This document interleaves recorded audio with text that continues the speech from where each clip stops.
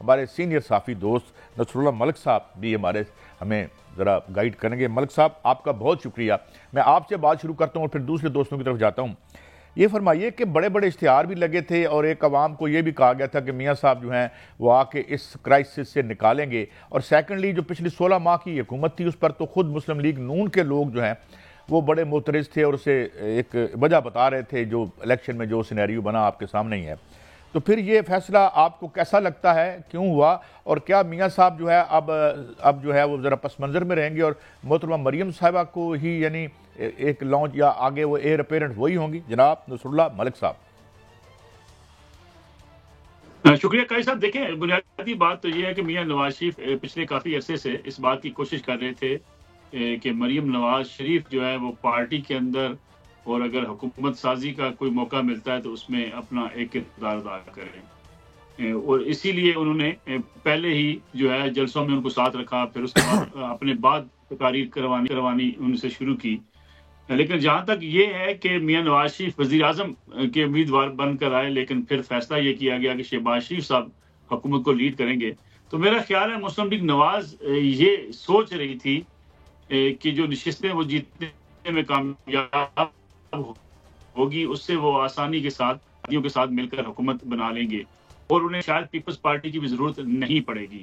اور اس کی ایک بنیادی وجہ یہ تھی کہ وہ الیکٹیبلز جو مسلم لیگ نواز میں شامل ہوئے یا واپس آ گئے، جو انہیں چھوڑ کر چلے گئے تھے، ان الیکٹیبلز کی بنیاد پر مسلم لیگ نواز یہ دعویٰ کر رہی تھی کہ یہ نشستیں اگر وہ جیتنے میں کامیاب ہوتے ہیں تو پھر بآسانی حکومت بنائی جا سکتی ہے۔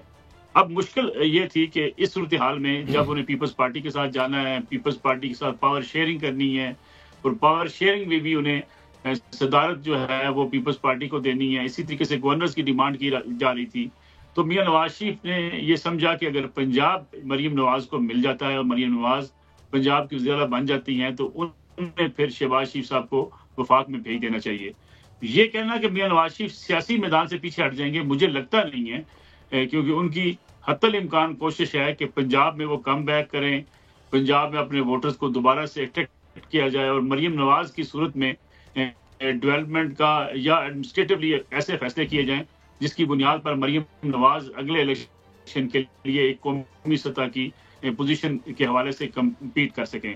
تو میاں نواز شریف کوشش کریں گے، اور کوشش ان کی یہ ہوگی کہ پارٹی کو وہ جو ہے وہ لیڈ کرتے رہیں، اور پارٹی کے فیصلے بہرحال میاں نواز شریف کی موجودگی میں وہی کرتے رہیں گے، خواہ شہباز شریف صاحب وزیر اعظم ہوں، خواہ مریم نواز پنجاب کی وزیر اعلیٰ ہوں۔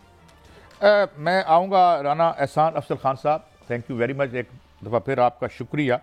رانا صاحب، کچھ مسائل ایسے لگتے ہیں جیسے جب حکومت بن رہی تھی تو ہم نے اشتہارات بھی دیکھے، جس طرح میں نے پہلے عرض کیا کہ میاں صاحب آئیں گے، بعد میں ایسے لگا جیسے بڑی ریلکٹنس ہے on the part of the coalition اور ایون مسلم لیگ نون۔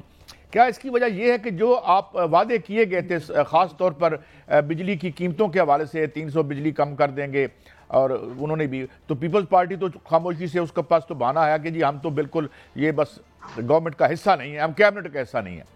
تو اب آپ کیا سمجھتے ہیں کہ 16 مہینوں کی جو پرفارمنس تھی اس کو سامنے رکھیں، اور آگے جو مہنگائی کا طوفان آ رہا ہے 67% آئی ایم ایف نے کہہ دیا کہ جناب یہ گیس کی قیمتیں بڑھائیں، پہلے برکس نکل چکا ہے، اور انہوں نے کہا کہ کوئی بھی سبسڈی ہم نہیں دیں گے نہ سرمایہ داروں کو جو کہ بزنس مین ہے اور نہ عام آدمی کو۔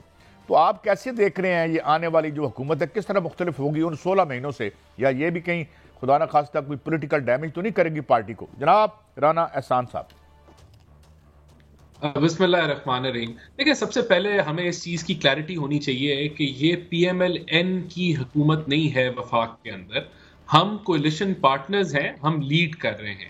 پنجاب میں پی ایم ایل این کی حکومت ہے کیونکہ سمپل میجورٹی ہمارے پاس ہے، ہم وہاں انڈیپینڈنٹلی اپنے فیصلے کر سکتے ہیں۔ کولیشن حکومت کے اندر جو فیصلے ہیں وہ مشاورت سے ہو سکتے ہیں، اور یہاں جس طرح کی حکومت بنی ہے وفاق کے اندر، وہاں اگر مثال کے طور پہ پیپلز پارٹی بے شک کیبنٹ کا اگر حصہ بنتی ہے، نہیں بنتی، ہماری تو ان کو دعوت ہے کہ وہ بنے، لیکن اگر ہم نے بجٹ بھی پاس کرانا ہے تو وہ پاس نہیں ہو سکتا اگر کولیشن پارٹنرز اس بجٹ کو پاس نہ کریں۔ تو یہ چیز کلیئر ہونی چاہیے کہ ہم انڈیپینڈنٹلی اپنا منشور نافذ نہیں کر سکتے، ہمیں لوگوں سے مشاورت کرنی پڑے گی، اور یہ جو مینڈیٹ ہے یہ مینڈیٹ عوام نے دیا ہے. اب اس کا کوئی بھی آپ حل نکال لیں کہ اوپر کس طرح گورنمنٹ بنے گی تو وہ اسی طرح کی ہی بنتی ہے. کسی جماعت کے پاس باشمول وہ جو انڈیپینڈنٹ کینڈیڈیٹس ہیں اتنا نمبر نہیں ہے کہ وہ انڈیپینڈنٹلی اپنی حکومت بنائے، اور جب انڈیپینڈنٹ حکومت نہیں ہوتی پھر آپ کو سننی بھی پڑتی ہے، سنانی بھی پڑتی ہے. ایک تو یہ میں کلیئر کر دوں. دیکھیں دوسرا بات، رستہ اکانومی کا بڑا سمپل ہے. مثال کے طور پہ تیل عالمی منڈی میں مہنگا ہو جاتا ہے، آپ اس کو مہنگا نہیں کرتے تو کیا آپ اور قرضہ لے کے اس کو سبسڈی دیں گے؟ ظاہر سی بات ہے اگر اس طرز پہ حکومت چلی تو وہ جو سبسڈی آپ بظاہر تو دے رہے ہیں، آپ بظاہر تو لوگوں کو ریلیف دے رہے ہیں، لیکن آپ معیشت کا کباڑا نکال رہے ہیں. تو اگر آپ نے معیشت کو بچانا ہے، اگر آپ نے معیشت کو آگے لانگ ٹرم چلانا ہے تو آپ کو سخت فیصلے کرنے پڑیں گے. رانا صاحب سوری میں انٹرجیکٹ کر رہا ہوں، میں دو سوال اور آپ کے لیے ڈالتا ہوں آپ کے لیے، اور پھر میں حضور پہلی بات تو کیا آپ کو کولیشن گورنمنٹ سے اجازت طلب کرنی پڑے گی اگر آپ 300 یونٹ جو ہیں وہ فری کرتے ہیں؟ اینڈ سیکنڈلی رانا صاحب آپ کی پارٹی 3 دفعہ رہی، بسرا صاحب بھی پیپلز پارٹی میں بھی رہے، آج پی ٹی آئی میں ہے. حضور 4.5 روپے کا یونٹ ہے، یہ یہاں سے کچھ 25-30 کلومیٹر دور، اور 70 روپے کا ہے. آپ کی انڈسٹری بھی بیٹھ گئی اور مل جل کے آپ نے، تو آئی تھنک کریکٹیو میجر کون لے گا؟ اور یہ کب تک ہم کہیں گے کہ جی ہم تو کولیشن پارٹنر ہیں، ہم اپنا منشور آپ آج سے اصلاحات کریں، ہم پھر الزام لگائیں گے ان سے زرداری صاحب سے کہ بھئی ان کو ویلفیئر کیوں نہیں کرنے دیتے آپ؟ رانا صاحب نہیں دیکھیں، سب سے پہلے بات تو یہ ہمارے منشور کا تو 300 یونٹ فری بجلی دینے کا ہمارا منشور ہی نہیں ہے، اور یہ ممکن بھی نہیں ہے. دیکھیں بات یہ بالکل ہمیں پارلیمنٹ سے اپروو کرانا پڑتا ہے، فائنانس بل پارلیمنٹ پاس کرتی ہے، اگر پارلیمنٹ کی میجورٹی پاس نہ کرے تو بجٹ پاس نہیں ہوتا. تو یہ تو اب ظاہر سی بات ہے پارلیمنٹ میں ہمارا نمبر کیا کدھر فائنل آتا ہے انڈیپینڈنٹس کے جوائننگ کے بعد. اگر ہمارے پاس مثال کے طور پہ پیپلز پارٹی کہتی ہے کہ ہم نے بل نہیں پاس کرنا، بجٹ نہیں پاس کرنا، تو بجٹ نہیں پاس ہوگا. یہ ایک حقیقت ہے. جو آگے نظام آ رہا ہے وہ یہی نظام ہے. آپ اس کو یہ کلیئرٹی ہونی چاہیے عوام کے اندر کہ یہ اوپر ایک کولیشن حکومت ہے. اس کولیشن حکومت کے اندر ہمیں سب کے کولیشن پارٹنرز کا تعاون چاہیے ہوگا چیزوں کو آگے لے جانے کے لیے. ہمیں ان کی سننی بھی ہوگی، سنانی بھی ہوگی، لیکن میرے خیال سے ڈائریکشن شہباز شریف صاحب نے دے دی ہے. آئی ایم ایف کا معاہدہ ہم نے کرنا ہے، آئی ایم ایف کے معاہدے کے اندر کوئی تاخیر نہیں ہونی چاہیے. یہ سٹینڈ بائی ایگریمنٹ جب ختم ہوتا ہے، یہ آپ کی پوزیشن آ گئی رانا صاحب، آپ کی پوزیشن آ گئی. میں بسرا صاحب کو، بسرا صاحب ایک تو آپ پرانے پولیٹیکل ورکر ہیں، ہمیں ہمیشہ کہہ دیا جاتا ہے یار ہم آپ کا کوئی کام نہیں کر سکتے کیونکہ ہم تو کولیشن میں ہیں، ہمارے ہاتھ میں. یہ ایک تو حکومت کے ہاتھ میں کیوں بندھے ہوتے ہیں؟ آپ بھی پیپلز پارٹی میں بھی رہے ہیں. اور سیکنڈلی یہ جو ایک ڈے لائٹ رابری ہے، یہ بجلی نہیں بن رہی. یہ میں نے نہیں کہا، خواجہ آصف صاحب کا انٹرویو تھا ہیرلڈ کے ساتھ. Who will correct these measures؟ لڑ کے ہم ایک دوسرے کا حشر کر دیتے ہیں، ان ایشوز کی طرف آتے نہیں ہیں. بسرا صاحب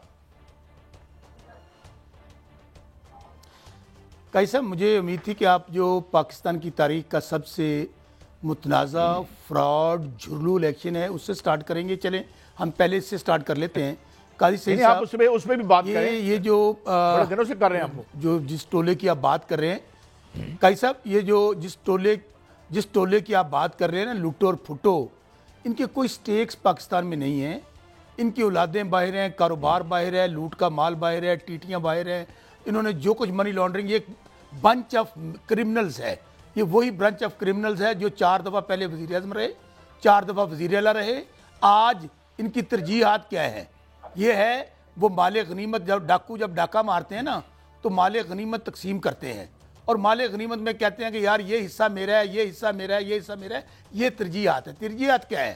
میرا ابا وزیر اعظم بنے گا، میرا ابا صدر بنے گا، میری بیٹی وزیر اعلیٰ بنے گی، مجھے گورنر دے دیں، مجھے سندھ دے دیں، مجھے پنجاب دے دیں، آپ سندھ میں نہ چھیڑیں. آپ یہ کن کی بات کرتے ہیں؟ یہ وہی لوگ ہیں نا جنہوں نے 16 مہینے پی ڈی ایم چوروں کے ٹولے نے یہ کہا تھا کہ عمران نے ملک کا بیڑا غرق کر دیا، ہم آئیں گے، بجلی سستی ہوگی، پیٹرول سستا ہوگا، ڈیزل سستا ہوگا.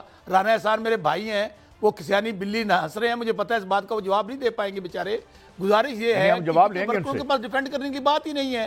اچھا اوپر سے اب یہ مجھے بتائیے کہ یہ جھرلو اور جو فراڈ الیکشن ہے، کیا اس کے نتیجے میں آپ سمجھتے ہیں کہ یہاں پہ سٹیبلٹی آ جائے گی یا سیاسی استحکام آ جائے گا؟ بات یہ ہے نصر اللہ ملک صاحب، یہ ان کا کوئی ایجنڈا نہیں ہے. جس طرح توہین کی گئی ہے 25 کروڑ پاکستانیوں کی. پہلے انہوں نے پارٹی کو توڑا، پارٹی پہ مقدمات، پارٹی پہ جناب کرمنلز ڈکلیئر ہو گئے، ایف آئی آر ڈکلیئر ہو گئیں، کریک ڈاؤن، گھروں پہ چھاپے، ماں بہنوں بیٹیوں تک بات چلی گئی. اس کے بعد کیا ہوا؟ الیکشن آ گیا. الیکشن میں جو ادب تماشا آپ نے دیکھا، نامینیشن پیپر فائل کرنے گئے، لوگوں کو گواہ کر لیا، سکروٹری کرانے گئے، پرپوزل سکینڈر کو اٹھا لیا، سپریم کورٹ سے کاغذ بحال کرا گئے. اب کیا ہوا؟ شوکت بسرا، اللہ تعالیٰ کو حاضر ناظر جان کر کا سب کہہ رہا ہوں، مجھے موت نصیب نہ ہو اگر ایک لفظ جھوٹ بولوں اپنے الیکشن کے متعلق. پاکستان بھر میں پی ٹی آئی کی 70 سیٹیں چھینی گئی ہیں. میں پہلے اپنی بات کرتا ہوں. شوکت بسرا NA 163 سے میں الیکشن لڑا ہوں. 8 دن پہلے سپریم کورٹ سے کاغذ بحال ہوئے ہیں. ایک دن مجھے کیمپین نہیں کرنے دی. میرا حلقہ ہے بہاول نگر، ساؤتھ پنجاب میں، ہارون آباد، فوٹ آباد. اللہ تعالیٰ کو حاضر ناظر جان کر کہہ رہا ہوں، میرے پاس قاضی سعید صاحب، یہ میرے پاس تمام فارم 45 ہیں، تمام کے تمام. میں چیلنج دیتا ہوں الیکشن کمیشن کو، میں چیلنج دیتا ہوں سپریم کورٹ کو، میں چیلنج دیتا ہوں ہائی کورٹ. یہی ادارے ہیں نا جنہوں نے ہم تحفظ فراہم کرنا ہے، قانونی اور آئینی ادارے. کہ میں نے 98,000 ووٹ لیا ہے، مسلم لیگ نون تنویر نے 72,000 ووٹ لیا ہے. وہاں سے ضیاء الحق کا بیٹا، ڈکٹیٹر کا بیٹا اعجاز الحق، اس نے 58,000 ووٹ لیا ہے، 58,000. اور اس تیسرے نمبر والے کو ڈکلیئر کر دیا گیا ہے MNA. آپ مجھے بتائیے، میں نے آپ کو ٹائم دیا. 58 دوبارہ میں دکھا دیتا ہوں، اس کو اسکرین پہ رکھیے گا. میں نہیں، آپ کی ہر چیز بغیر کٹے جا رہی ہے. یہ ہے میرے پاس، اس میں یہ تو پھر آپ یہ کہہ رہے ہیں نا کہ وہ یہاں پر تو مسلم لیگ نون بھی. فارم 45 ہیں، ایک بریک ہے، میرے حلقے کے ایک بریک ہے، میں بریک کے بعد دوں گا. آپ کی ہر چیز پولنگ سٹیشنز کے فارم 45 میرے پاس موجود ہیں. سر یہ اس وقت سکرین پہ جا رہا ہے، اس کو ہم روک نہیں رہے.